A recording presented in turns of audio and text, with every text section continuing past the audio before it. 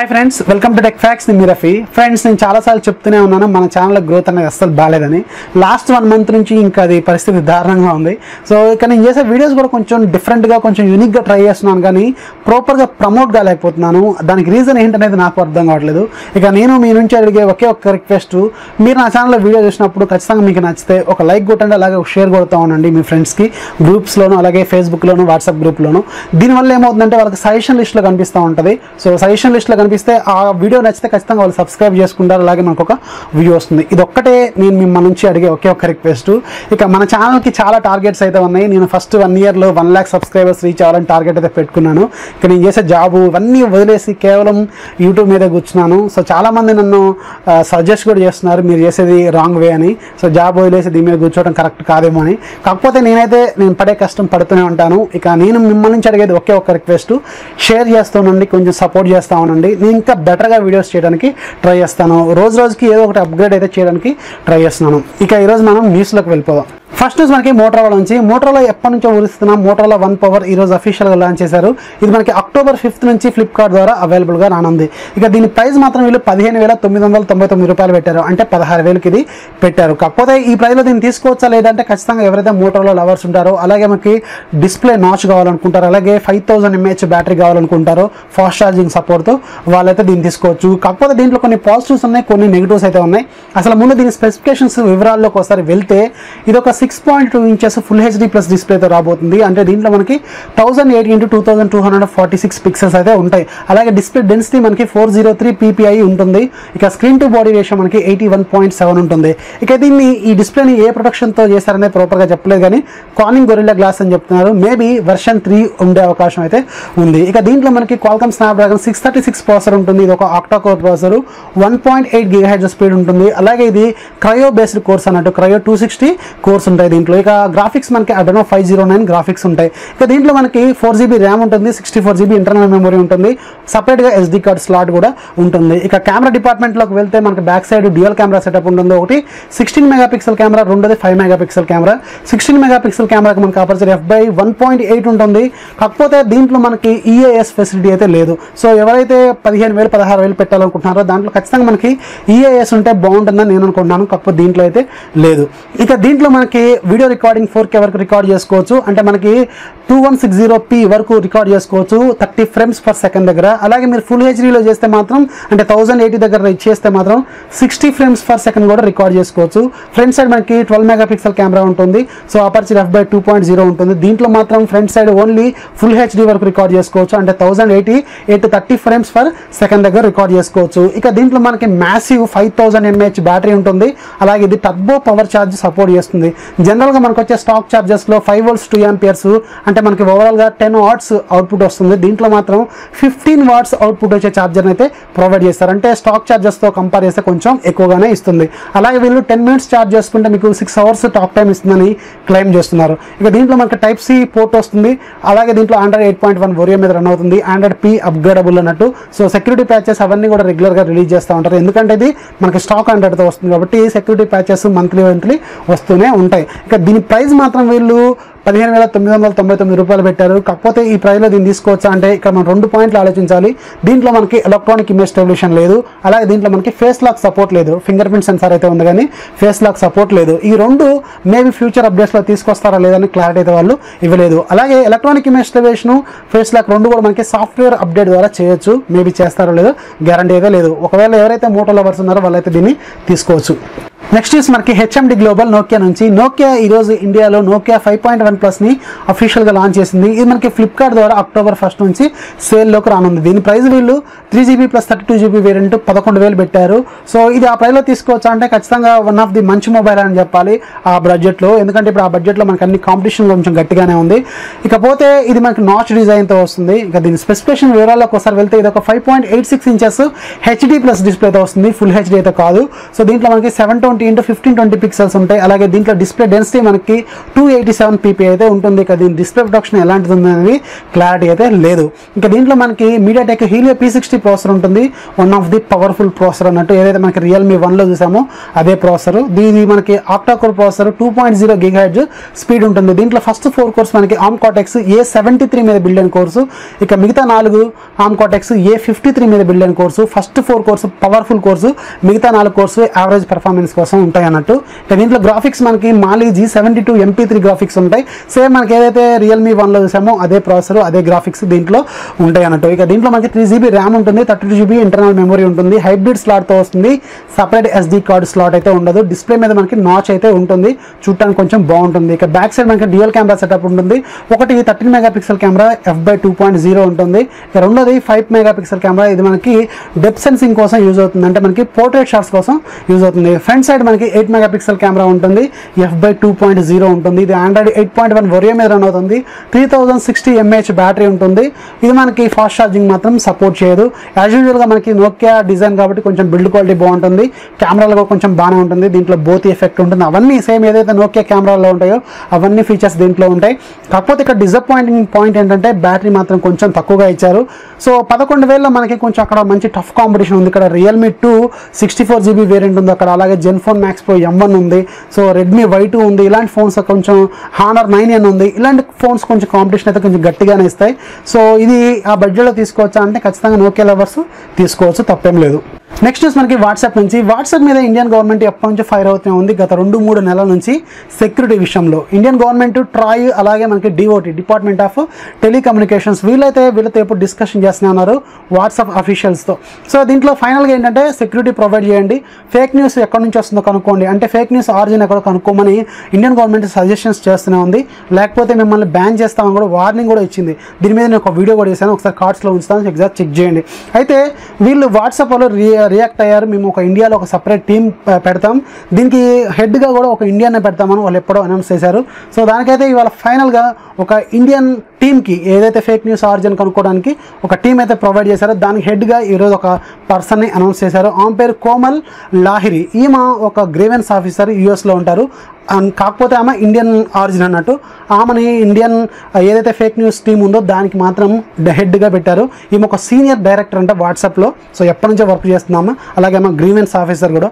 So ఆమెని ఇప్పుడు మన WhatsApp fake news origin find out చేయడం కోసం టీమ్ లీడర్గా, అంటే ఒక టీమ్ హెడ్గా, డైరెక్టర్గా అపాయింట్ చేశారు. సో ఆమెకి సంబంధించిన లింక్డ్ ఇన్ అకౌంట్లో ఆమె ఇప్పుడు అది పోస్ట్ చేయడం ద్వారా మనకు ఒక న్యూస్ అయితే బయటకు వచ్చింది. సో ఇప్పుడు నుంచి ఫేక్ న్యూస్ చేసే వాళ్ళు కొంచెం జాగ్రత్తగా ఉండాలి. ఇక దీంట్లో ఇంకొక విషయం ఏంటంటే ఏదైతే మనకి ఫేక్ న్యూస్ వస్తుందో ఆ న్యూస్ని మనం రిపోర్ట్ చేయొచ్చు. దీనికోసం మనం వాట్సాప్లో సెట్టింగ్స్లోకి వెళ్ళి హెల్ప్లోకి వెళ్తే మనం ఏదైతే కంప్లైంట్ ఎవరి మీద అయితే చేయాలనుకున్నాం వాళ్ళకి చేస్తే ఆటోమేటిక్గా ఈ హెల్ప్ టీమ్కి వెళ్తుంది, డైరెక్ట్గా మనకి కోమల్ లాహిరికి కూడా వెళ్తుందని చెప్తున్నారు. సో ఇక ఫేక్ న్యూస్ పెట్టే వాళ్ళు మాత్రం కొంచెం జాగ్రత్తగా ఉండాలి. సో మీరు షేర్ చేయడం కూడా మానుకోవాలని చెప్తున్నాను. నెక్స్ట్ మనకి షామీ నుంచి. షామీ MIUI10 ఏ మొబైల్స్కి అయితే ఇంతవరకు రాలేదో వాటికి సంబంధించిన రోడ్ మ్యాప్ని ఈరోజు రిలీజ్ చేసింది. ఇక్కడ రోడ్ మ్యాప్ అంటే మనకి అప్డేట్ ఎప్పుడు రాబోతుంది అనేది వాళ్ళు ఇచ్చిన ఒక షీట్ అన్నట్టు. సో దీంట్లో మనకు కొన్ని మిడ్ అక్టోబర్లో, కొన్ని మాత్రం నవంబర్ స్టార్టింగ్లో వస్తాయని వాళ్ళు చెప్తున్నారు. సో మనం ఒకసారి ఇండియాలో ఉన్న డివైస్ మాత్రమే చూద్దాం. మనకి మిడ్ అక్టోబర్లో రెడ్మీ 6కి, రెడ్మీ 5A కి, రెడ్మీ 5కి, రెడ్మీ 6A కి, మీ మ్యాక్స్ 2కి, అలాగే మనకి రెడ్మీ 4A కి, రెడ్మీ 4కి, అలాగే మనకి రెడ్మీ నోట్ 4కి ఈ డివైస్కి మాత్రం మనకి అక్టోబర్ మధ్యలో వస్తుంది. ఇక ఒకసారి మనం నవంబర్ స్టార్టింగ్లో వచ్చే డివైస్ లిస్ట్ ఒకసారి చెక్ చేస్తే మనకి MI3, MI4, Redmi note 3 Qualcomm అంటే మన Indian variant, Redmi 3S, Redmi 3S Prime, అలాగే రెడ్మీ నోట్ ప్రైము ఈ డివైస్కి మాత్రం MIUI10 మనకి నవంబర్ స్టార్టింగ్లో వస్తుందని వీళ్ళైతే చెప్తున్నారు. సో ఈ రోడ్ మ్యాప్ అనేది వాళ్ళు డివైస్ లిస్ట్ని ఎప్పుడు అప్గ్రేడ్ చేయగలం అనేది చెప్పే ఒక షీట్ అన్నట్టు. నెక్స్ట్ న్యూస్ కూడా మనకి షామీ నుంచే. షామీ ఈ మంత్ 27న ఇండియాలో ఒక 5 స్మార్ట్ ప్రొడక్ట్స్ని లాంచ్ అయిపోతుంది. ఇవి స్మార్ట్ హోమ్ ప్రొడక్ట్స్ అన్నట్టు ఇవి. సో దీంట్లో మనకి వెరీ ఫస్ట్ది MI Band 3, ఇది మనకి సెప్టెంబర్ 27న లాంచ్ కాబోతుంది. ఇక రెండోది 360 degrees కెమెరా, ఇది ఒక సెక్యూరిటీ కెమెరా, CC కెమెరా అన్నట్టు. ఇక మూడోది ప్యూరిఫైయర్ 2, ఇది ఆల్రెడీ మనకి ప్యూరిఫైయర్ 1 ఒక 1.5 year 2 years బ్యాక్ రిలీజ్ చేశారు. ఆ తర్వాత ఇది రెండోది అన్నట్టు. ఇక నాలుగోది ఒక సూట్ కేస్ లాంచ్ అయిపోతున్నారు, ఇది కూడా మనకి స్మార్ట్ హోమ్ కోసమే. ఇక ఐదోది మనకి ఒక టీవీని కూడా లాంచ్ అయిపోతున్నారు, ఇది కూడా నెక్స్ట్ వెర్షన్ టీవీ. అలాగే దీంట్లో మనకి కీప్యాడ్లో ఏమి ఉండవు, అంటే మనకి ఏదైతే రిమోట్ ఉంటుందో అదంతా ఏముండదు, ఓన్లీ వాయిస్ అసిస్టెంట్తోనే రన్ కాబోతుందని చెప్తున్నారు. మేబీ ఇది మనకి గూగుల్ అసిస్టెంట్తో వచ్చే అవకాశం అయితే ఉంది. ఈ 5 ప్రోడక్ట్స్ మనకి ఈ మంత్ 27న అమెజాన్ ద్వారా లాంచ్ చేయబోతున్నారు. అలాగే మనకి mi.com లో కూడా ఉండే అవకాశం అయితే ఉంది. నెక్స్ట్ మనకి OnePlus నుంచి. OnePlusకి యూరోప్లో ఒక కంపెనీ కేసు అయితే ఫైల్ చేసింది OnePlus మీద. సో ఆ కంపెనీ పేరు బ్రాగి. ఇది ఇక్కడ రీజన్ ఏంటంటే OnePlus fast charging technology dash charge. ఈ డాష్ ఛార్జ్ టెక్నాలజీ అసలు యాక్చువల్గా పేరు మాది.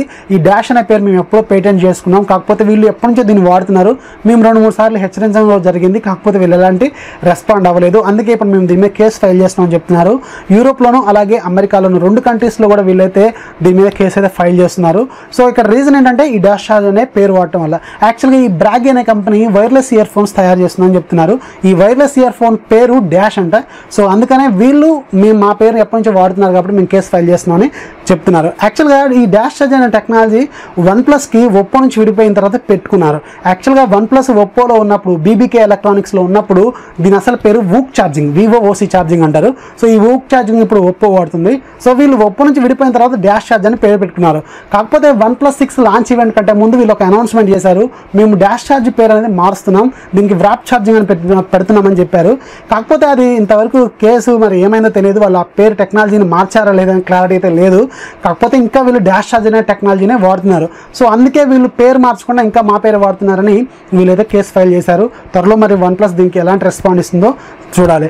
నెక్స్ట్ మనకి హువావే హానర్ నుంచి. హానర్ అనేది హువావేకి ఒక సబ్ బ్రాండ్. అలాగే హువావే అనేది హానర్కి పేరెంట్ కంపెనీ. ఇది మనందరికీ తెలిసిందే కదా. సో వీళ్ళు ఇండియాలో హానర్ పేరుతో బేసిక్ ఫోన్స్ అలాగే కొన్ని ప్రీమియం క్వాలిటీ ఫోన్స్ తీసుకొస్తూ ఉంటారు. అలాగే హువావే పేరుతో ఓన్లీ ప్రీమియం క్వాలిటీ ఫోన్స్ తీసుకొస్తూ ఉంటారు. ఇక చైనాలో మాత్రం రకరకాలుగా ఫోన్లు అయితే తీసుకొస్తూ ఉంటారు.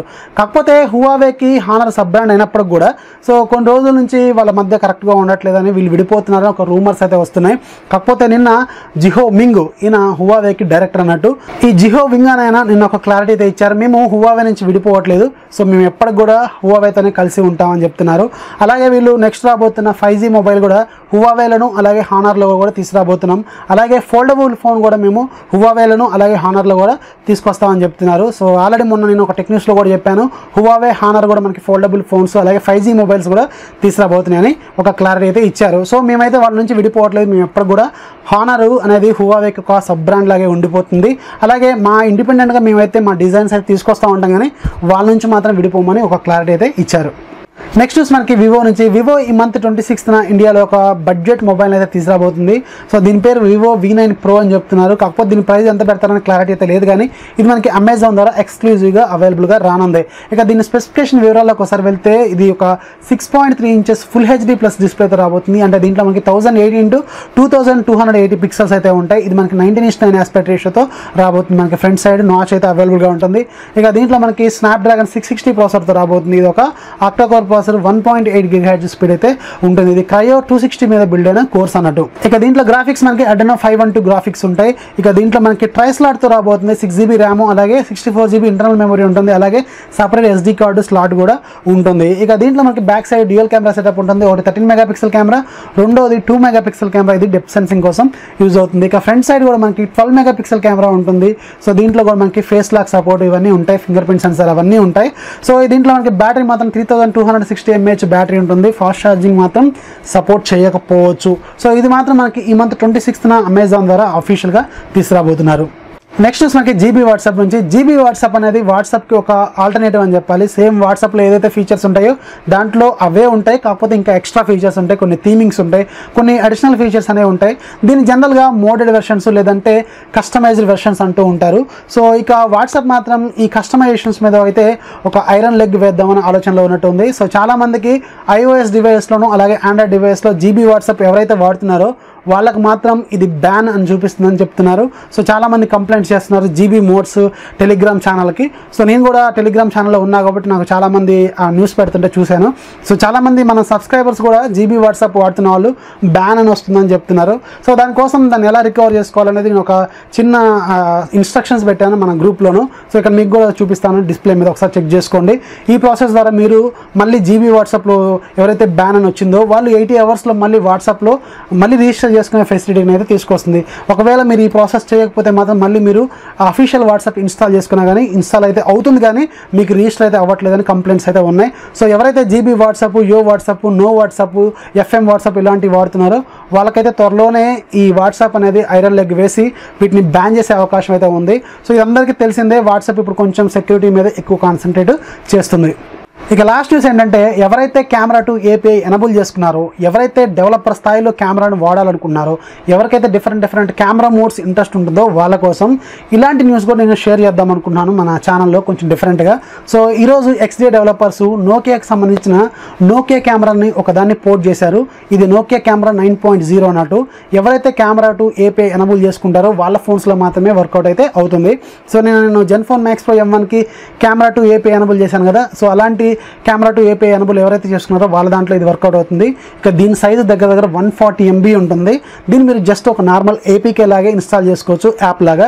సో దీంట్లో స్పెషల్ ఏంటంటే మనకి 3D యానిమోజీస్, అలాగే 3D స్టిక్కర్స్ ఏదైతే మనకి ఐఫోన్ స్టైల్లో ఉంటాయి అలాంటివి, అలాగే full length 3D capabilities, AR stickers అన్నీ కూడా దీంట్లో వర్కౌట్ అవుతుంది. అలాగే మనకి ఫ్రంట్ అండ్ బ్యాక్ కెమెరాకి పోర్ట్రేట్ షాట్స్ కూడా వర్కౌట్ అవుతుంది. సో ఎవ్రీథింగ్ అంటే మనకు ఒక ప్రీమియం క్వాలిటీ కెమెరా ఫీచర్స్ మనకి గూగుల్ కెమెరాలో ఏవైతే ఉంటాయో అవన్నీ ఈ నోకియా కెమెరా 9.0లో వర్కౌట్ అయితే అవుతుంది. దానికి సంబంధించిన లింక్ నేను కింద ప్రొవైడ్ చేస్తాను.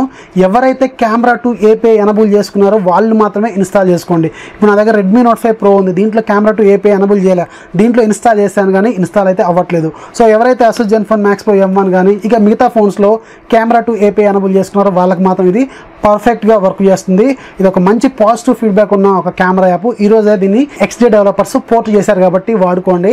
సో చెక్ చేసుకోండి, ఎవరైతే కెమెరా టు ఏపీఐ ఎనబుల్ చేసుకున్నారో వాళ్ళకి మాత్రం వర్కౌట్ అయితే అవుతుంది. సో ఇది ఫ్రెండ్స్ ఇవాళ న్యూస్. చెప్పాను కదా, మన ఛానల్ కొంచెం సపోర్ట్ చేస్తుండండి, షేర్ చేస్తుండండి. మన ఛానల్ గ్రో అయ్యేంత వరకు వన్స్ 1 lakh సబ్స్క్రైబర్స్ రీచ్ అయితే మన ఛానల్ అనేది కొంచెం బెటర్గా ఉంటుంది. సో దానికి నా నుంచి ఒకే ఒక రిక్వెస్ట్ ఏంటంటే షేర్ చేస్తుండండి, లైక్ కొడుతూ ఉండండి. మీ ఫ్రెండ్స్తో షేర్ చేస్తూ మన ఛానల్ గురించి డిస్కస్ చేస్తుంటే ఆటోమేటిక్గా మన ఛానల్ అనేది ఇంప్రూవ్ అవుతూ ఉంటుంది. సో ఇది ఇవాళ న్యూస్ నచ్చితే లైక్ చేయండి, మీ ఫ్రెండ్స్కి షేర్ చేయండి. మన ఛానల్ ఎప్పుడు సపోర్ట్ చేస్తూ ఉండండి. This is Rafi signing off. By by.